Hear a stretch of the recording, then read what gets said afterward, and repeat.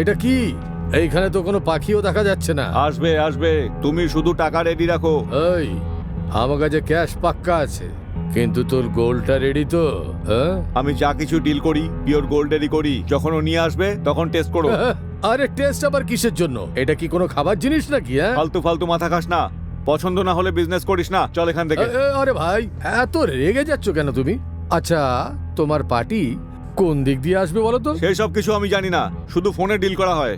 ও। আগে তোমাকে বলেছিলাম না আমি শুধুমাত্র মিডিয়েটার। হ্যাঁ, ওই আসছে। হ্যাঁ?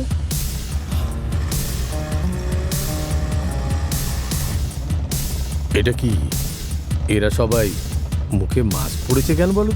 তোমার তো শোনার দরকার না, ওদের চেহারা দেখে কি করবে? হ্যাঁ,